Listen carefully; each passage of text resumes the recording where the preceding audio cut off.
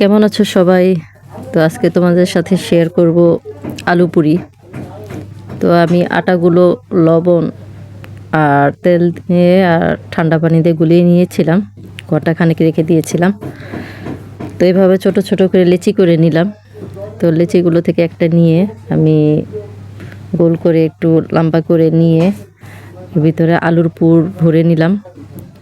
তো ভরে নিয়ে মুখটা আমি সিল করে দিচ্ছি। আর আলু ভর্তাটা আমি আগে করে নিয়েছিলাম, তো এটা আর দেখাইনি। তো এক এক করে আমি সবগুলোর ভিতরে আলু ভর্তাগুলো দিয়ে পুরির মুখগুলো মেরে দেব।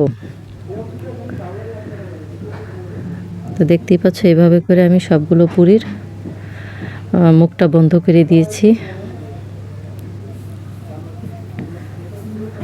তো আমার হয়ে গেল সবগুলো পুরির মুখ বন্ধ করা। এবার এগুলো আমার বেলে নেওয়ার পালা।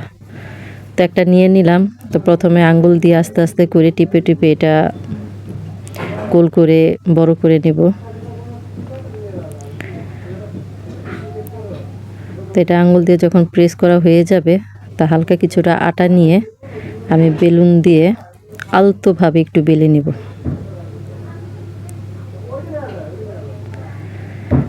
তো আমার এটা বেলা হয়ে গেল। তো এই যে এইভাবে করে সবগুলো আমি বেলে নিয়েছি। তো তাওয়াতে তেল দিয়েছিলাম গরম হওয়ার জন্য।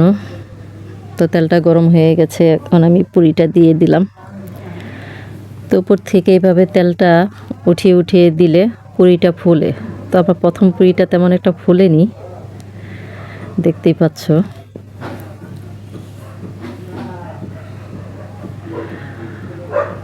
তো এটা লাল করে ভেজে নিয়ে আমি উঠিয়ে নিলাম।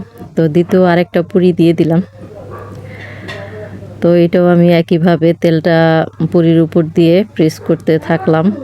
তো আস্তে আস্তে আমার এই পুরিটা অবশেষে ফুলে উঠলো। অনেক চেষ্টার পরে ফুলে উঠেছে। তো পুরিতে আমার যখন আমি আটা গুলিয়েছিলাম, বেকিং পাউডারটা দিতে আমার মনে ছিল না, তাই একটু পুরিটা ফুলতে কষ্ট হয়েছে। তো আমার মতো কেউ ভুল করো না, তোমরা বেকিং পাউডারটা দিয়ে নিও। তো অবশেষে আমার পুরিটাও ফুলে উঠলো। তো এটা আমি এই পিঠ ও পিঠ লাল করে ভেজে নিব।